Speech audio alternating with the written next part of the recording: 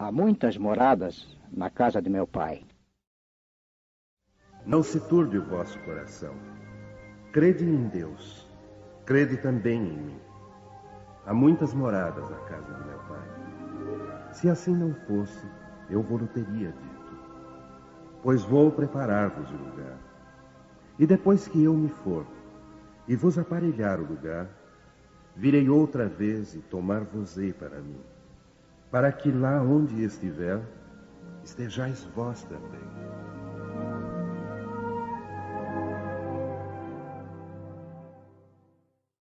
Diferentes estados da alma na erraticidade.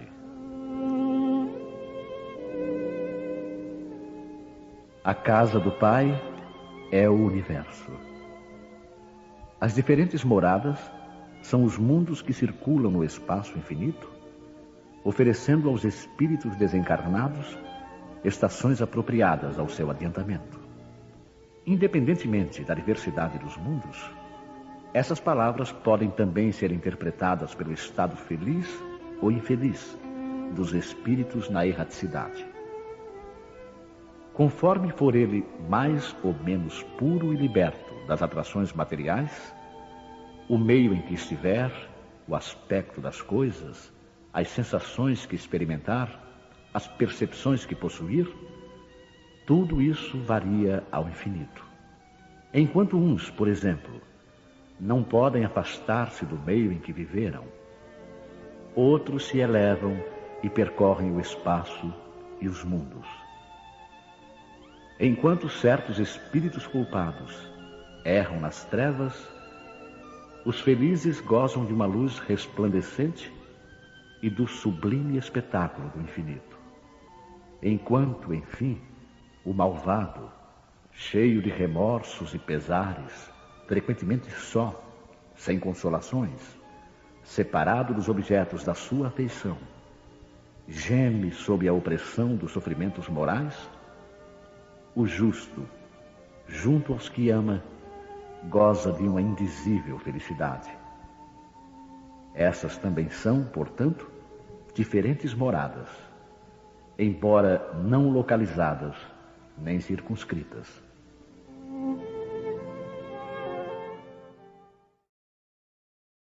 Diversas categorias de mundos habitados.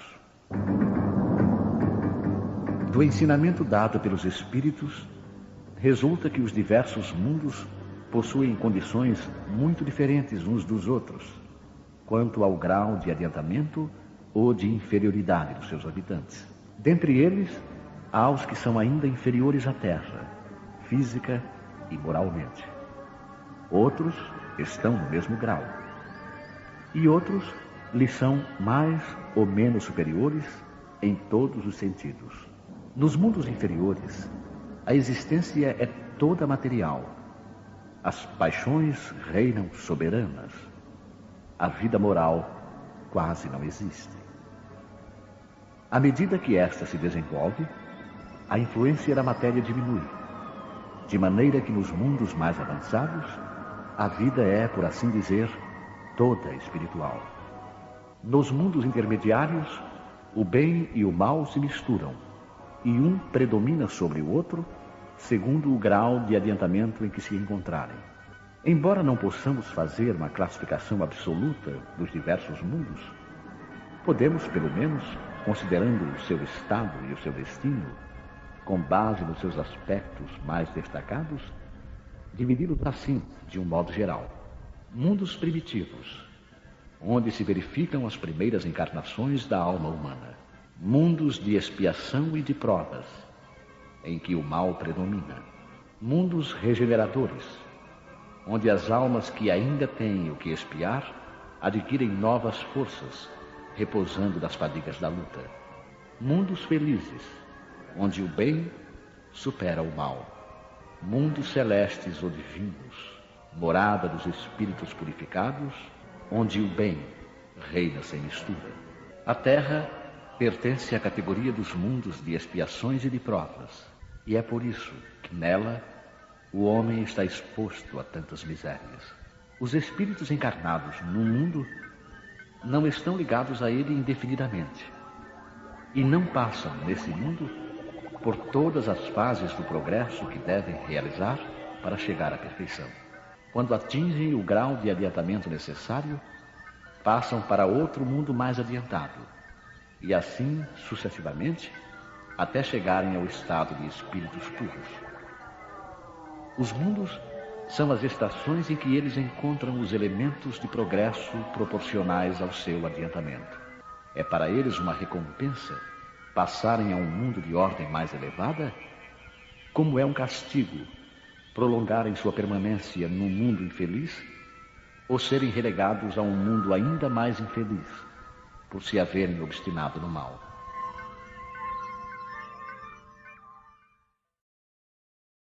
Destino da Terra e causas das misérias humanas.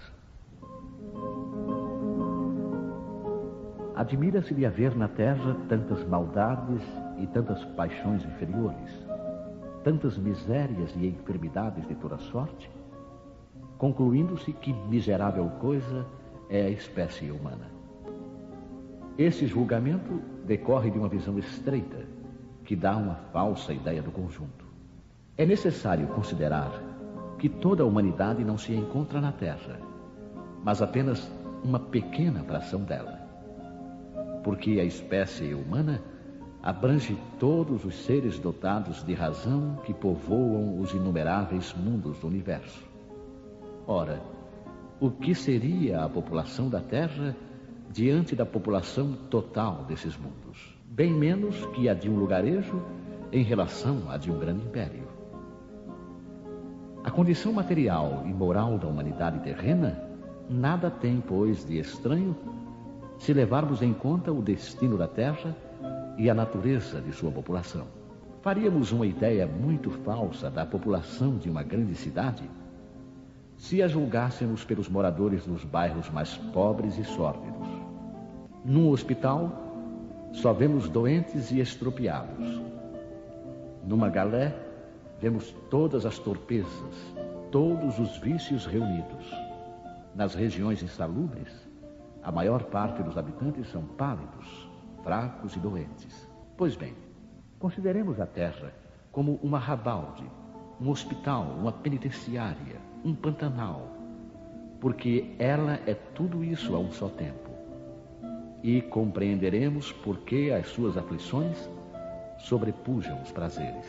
Porque não se enviam aos hospitais as pessoas sadias, nem às casas de correção os que não praticaram crimes. E nem os hospitais, nem as casas de correção são lugares de delícias. Ora, da mesma maneira que numa cidade toda a população não se encontra nos hospitais ou nas prisões, assim a humanidade inteira não se encontra na Terra. E como saímos do hospital quando estamos curados e da prisão quando cumprimos a pena, o homem sai da Terra para mundos mais felizes quando se acha curado de suas enfermidades morais. Instruções dos Espíritos, mundos superiores e inferiores. Resumo do ensinamento de todos os Espíritos superiores. A classificação de mundos inferiores e mundos superiores é antes relativa do que absoluta, pois um mundo é inferior ou superior em relação aos que se acham abaixo ou acima dele, na escala progressiva. Tomando a Terra como ponto de comparação, pode-se fazer uma ideia do estado de um mundo inferior, supondo os seus habitantes no grau evolutivo dos povos selvagens e das nações bárbaras que ainda se encontram em nosso planeta, como restos do seu estado primitivo. Nos mundos mais atrasados, os homens são, de certo modo, rudimentares.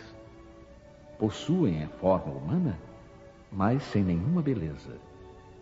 Seus instintos não são temperados por nenhum sentimento de delicadeza ou benevolência, nem pelas noções do justo e do injusto. A força bruta é sua única lei. Sem indústrias, sem invenções, dedicam sua vida à conquista de alimentos. Não obstante, Deus não abandona nenhuma de suas criaturas. No fundo tenebroso dessas inteligências, encontra-se latente a vaga intuição de um ser supremo, mais ou menos desenvolvida. Esse instinto é suficiente para que uns se tornem superiores aos outros, preparando-se para a eclosão de uma vida mais plena. Porque eles não são criaturas degradadas, mas crianças que crescem. Entre esses graus inferiores e mais elevados, há inumeráveis degraus. E entre os espíritos puros, desmaterializados e resplandecentes de glória, é difícil reconhecer os que animaram os seres primitivos. Da mesma maneira que no homem adulto é difícil reconhecer o antigo embrião.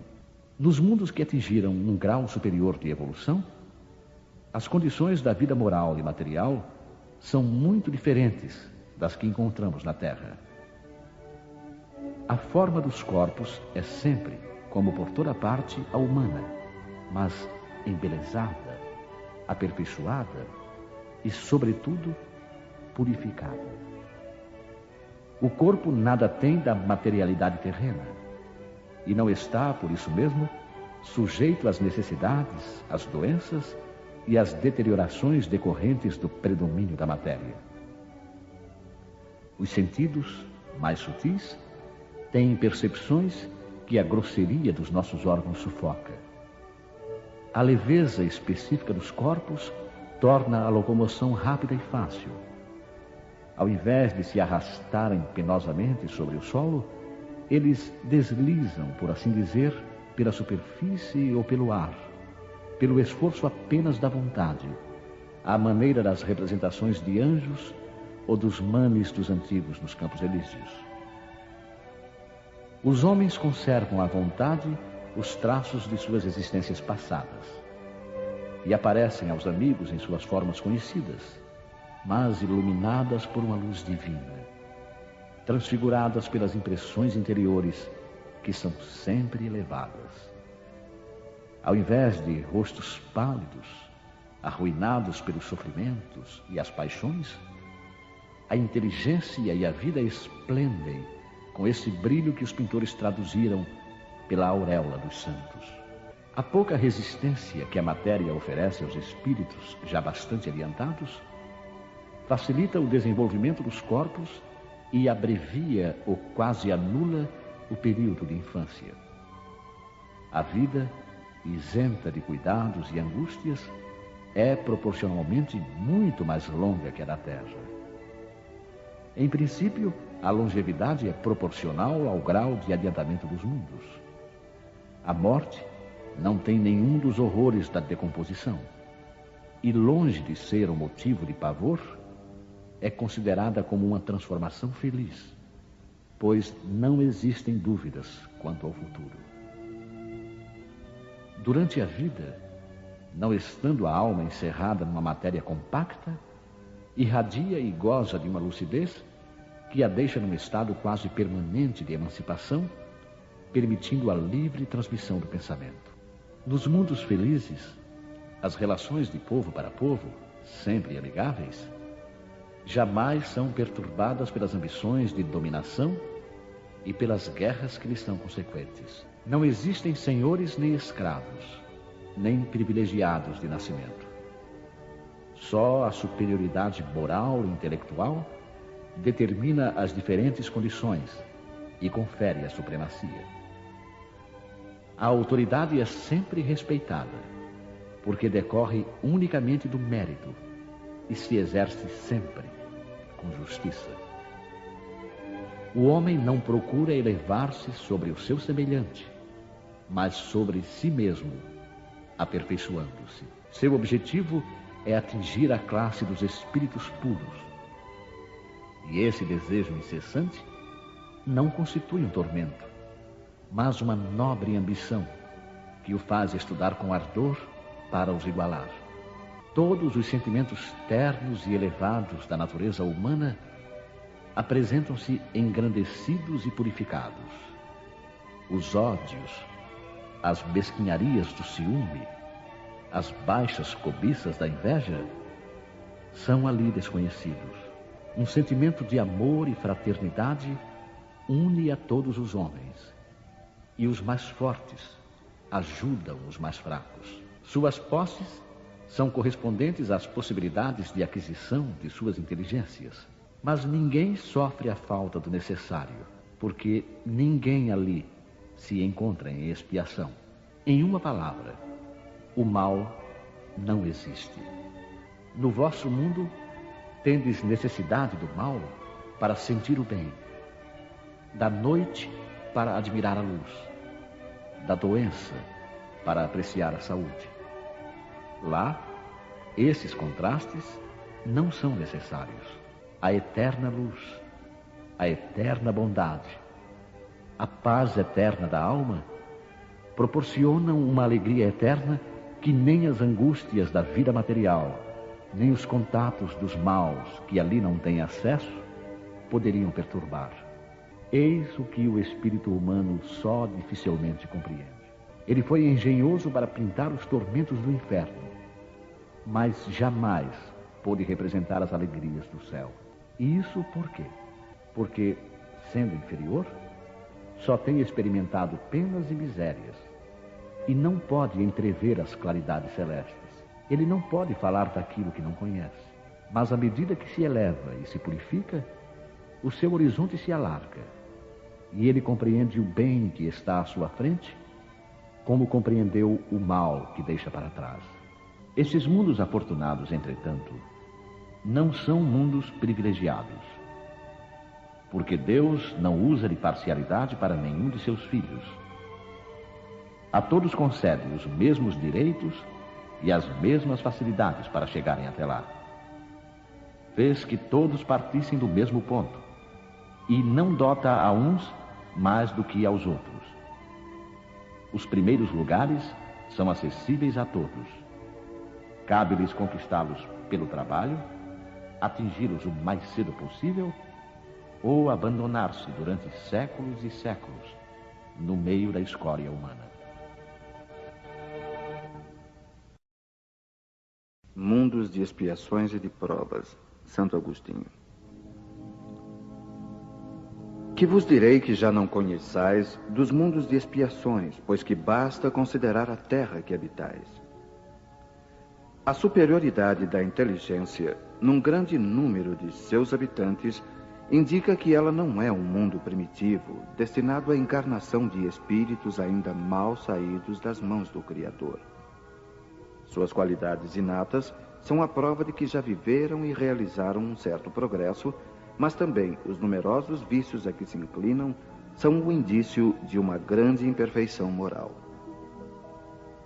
Eis porque Deus os colocou num mundo ingrato, para expiarem suas faltas através de um trabalho penoso e das misérias da vida, até que se façam merecedores de passar para um mundo mais feliz. Não obstante, não são todos os espíritos encarnados na Terra que se encontram em expiação. As raças que chamais selvagens constituem-se de espíritos apenas saídos da infância e que estão, por assim dizer, educando-se e desenvolvendo-se ao contato de espíritos mais avançados. Vêm a seguir as raças semicivilizadas, formadas por esses mesmos espíritos em progresso.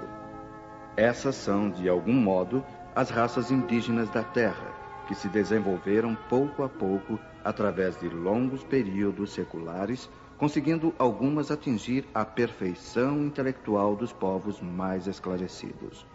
Os espíritos em expiação aí estão, se assim nos podemos exprimir, como estrangeiros. Já viveram em outros mundos, dos quais foram excluídos por sua obstinação no mal, que os tornava causa de perturbação para os bons.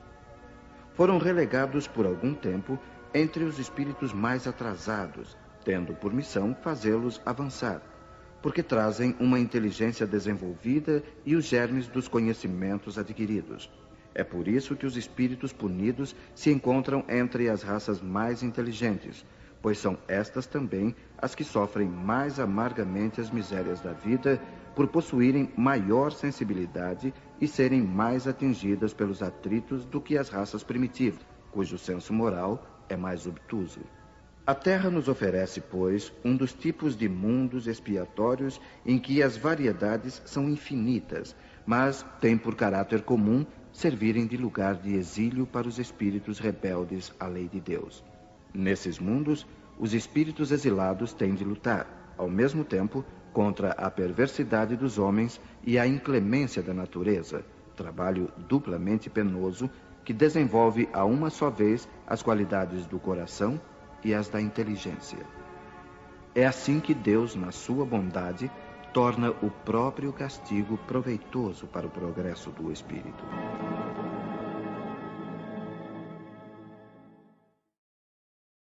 Mundos regeneradores. Entre essas estrelas que cintilam na abóbada azulada, quantas delas são mundos, como o vosso, designados pelo Senhor para expiação e provas? Mas há também entre elas mundos mais infelizes e melhores, como há mundos transitórios que podemos chamar de regeneradores. Cada turbilhão planetário, girando no espaço em torno de um centro comum, arrasta consigo mundos primitivos, de provas, de regeneração e de felicidade. Já ouvistes falar desses mundos em que a alma nascente é colocada ainda ignorante do bem e do mal, para que possa marchar em direção a Deus, senhora de si mesma, na posse do seu livre-arbítrio. Já ouvistes falar das amplas faculdades de que a alma foi dotada para praticar o bem. Mas, existem as que sucumbem.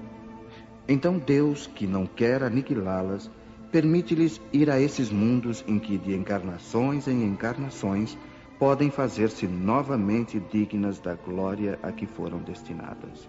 Os mundos regeneradores servem de transição entre os mundos de expiação e os felizes. A alma que se arrepende, neles encontra a paz e o descanso, acabando por se purificar.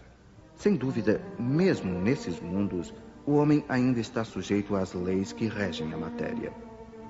A humanidade experimenta as vossas sensações e os vossos desejos, mas está isenta das paixões desordenadas que vos escravizam. Neles não há mais o orgulho que emudece o coração, a inveja que o tortura e o ódio que os asfixia. A palavra amor está escrita em todas as frontes. Uma perfeita equidade regula as relações sociais. Todos manifestam a Deus e procuram elevar-se a Ele, seguindo as suas leis.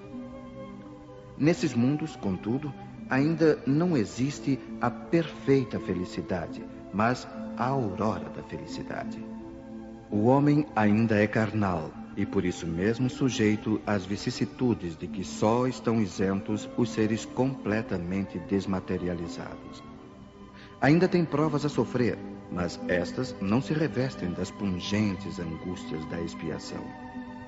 Comparados à Terra, esses mundos são mais felizes e muitos de vós gostariam de habitá-los porque representam a calma após a tempestade, a convalescença após uma doença cruel.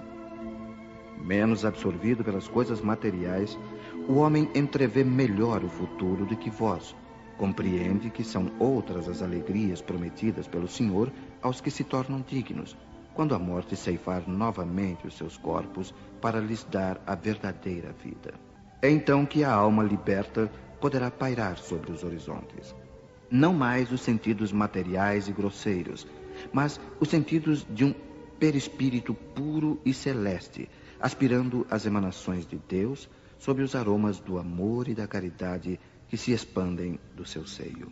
Mas, nesses mundos o homem ainda é falível, e o espírito do mal ainda não perdeu completamente o seu domínio sobre ele. Não avançar é recuar, e se ele não estiver firme no caminho do bem, pode cair novamente em mundos de expiação, onde o esperam novas e mais terríveis provas.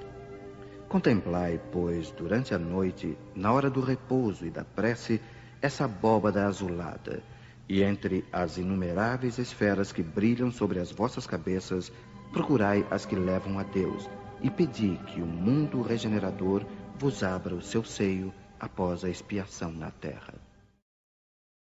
Progressão dos mundos. O progresso é uma das leis da natureza. Todos os seres da criação, animados e inanimados, estão submetidos a ela pela bondade de Deus, que deseja que tudo se engrandeça e prospere. A própria destruição, que parece para os homens o fim das coisas, é apenas um meio de levá-las pela transformação a um estado mais perfeito, pois tudo morre para renascer e nada volta para o nada. Ao mesmo tempo que os seres vivos progridem moralmente, os mundos que eles habitam progridem materialmente. Quem pudesse seguir um mundo em suas diversas fases, desde o instante em que se aglomeraram os primeiros átomos da sua constituição, o veria percorrer uma escala incessantemente progressiva, mas em graus insensíveis para cada geração, e oferecer aos seus habitantes uma morada mais agradável, à medida que eles também avançam na senda do progresso. Assim, marcham paralelamente o progresso do homem, o dos animais, seus auxiliares, o dos vegetais e o das formas de habitação, porque nada fica estacionário na natureza. Quanto esta ideia é grandiosa e digna da majestade do Criador! E como, ao contrário, é pequena e indigna do seu poder aquela que concentra a sua solicitude e a sua providência no imperceptível grão de areia da terra e restringe a humanidade a algumas criaturas que o habitam. A terra, seguindo essa lei, esteve material e moralmente num estado inferior ao de hoje e atingirá, sob esses dois aspectos, um grau mais avançado. Ela chegou a um de seus períodos de transformação e vai passar de mundo expiatório a mundo regenerador. Então os homens encontrarão nela a felicidade, porque a lei de Deus a governará.